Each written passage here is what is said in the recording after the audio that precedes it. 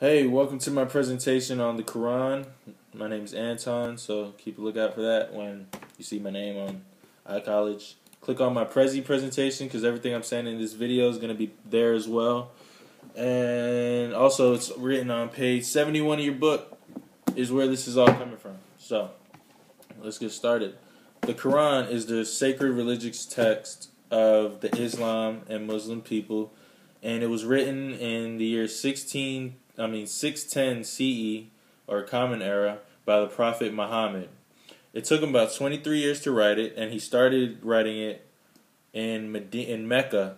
It wasn't written originally. It was told orally, so back when Muhammad was alive, he didn't actually write it all down.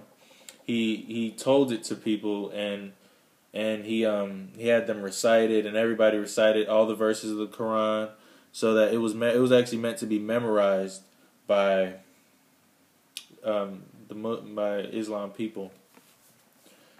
So the first half of the Quran was revealed to Muhammad in Mecca, and the second half of the Quran was revealed to Muhammad while he was taking refuge in Saudi Arabia, Medina, Saudi Arabia.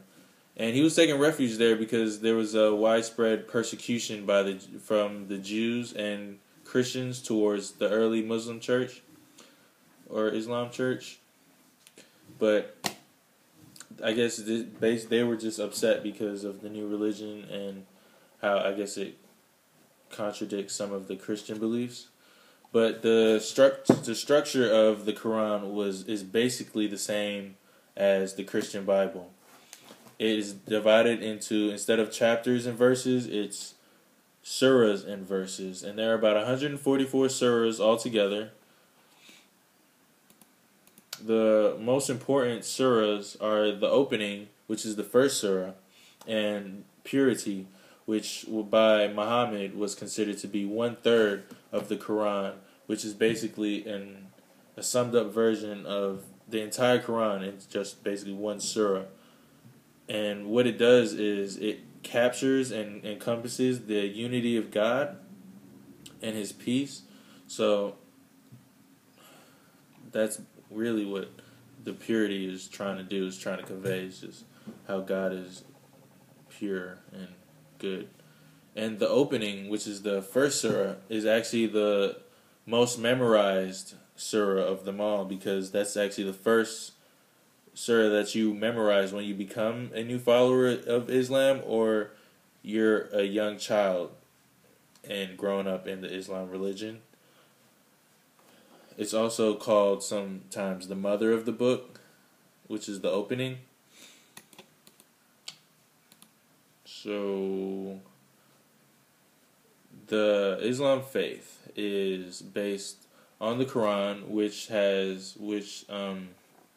let me get my words together, which has 6 articles of faith. So like 6 things that you must believe in order to actually be considered Muslim or a follower of Islam.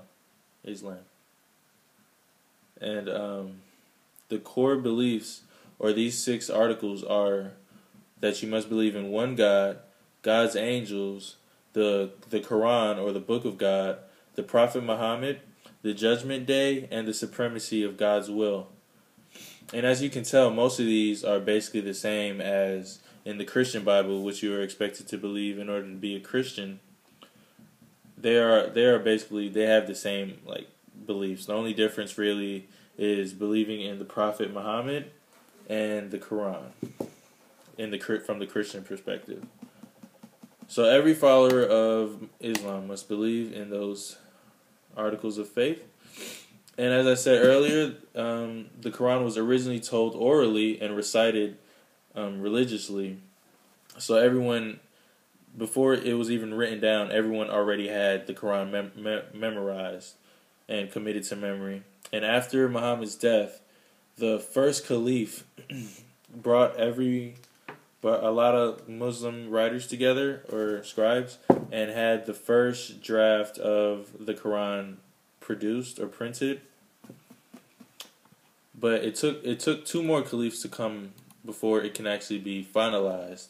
So the third caliph finalized the Quran and burned every imperfect copy of the book that there was. And this is actually the same version of the Quran that we read today. And shortly after its finalization, it was translated into Persian because the large portion of the early Islam church was Persian, and Persia also had a very strong support system for the Islam people. And Persia is also known, or today known as Iran. So they still have a very strong Islam church in Iran today. And also, as I mentioned before, the Quran and the Christian Bible have a lot in common. One major like common feature they all have is the feast, or in the Quran known as the feast. Basically, it is a list of clean and unclean foods that you are allowed to eat, almost like the list listed in Leviticus in the Bible. It basically just explains what cows, chickens, pigs, things like that, what you can and cannot eat, what birds in the sky you can eat, what fish you can eat, all things like that. Also, the Last Supper with Jesus in the Bible is also expressed in the Quran, and the main difference in the Quran with that story is during the feast, Jesus prayed to God and thanked God and asked Him for one final gift, and God granted him that one final gift, and He granted it in the form of Muhammad, or as the Quran itself.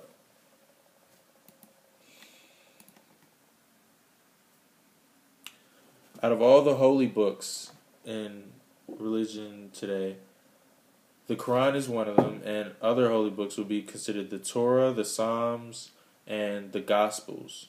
And each of the holy books, they all have their own prophets, and the prophet for the Quran would be Muhammad. And Muhammad, he was the main prophet in the Quran, and Jesus was the prophet of the Gospels. Mary was also considered the prophet of the Gospels because in order to be a prophet, it's anyone who comes in contact with God or an angel or anything like that. So most people who have been, or anyone who was in contact with an angel or God of any form or anything like that is considered a prophet. And Mary gave birth to Jesus, that she's definitely a prophet. And she was visited by an angel as well. But the Torah, which is the last, or not the last, but the last mention that I mentioned, religious book, was written by Moses. And we all know Moses from Genesis in the Bible, but he also is the prophet in the holy book, the Torah.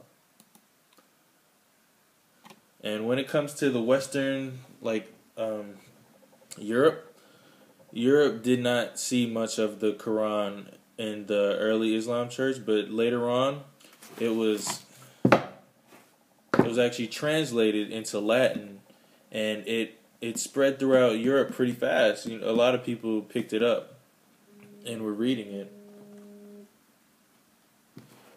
and the early Christians did not like this very much, which eventually led to the Crusades, which is the wars between the Catholic Church and the Islam Church. And basically, Islam and the Quran never truly picked up the dominance that the Catholic Bible and Church did in the European frame, but they did get close. They did. And that's my presentation, guys. If you guys need anything else, if you want to do some more research, my presentation on Prezi is on iCollege. It's on page 71 in the book. If you guys want to go read about the Quran, I recommend you do. Hope you guys learned some. Thanks for watching.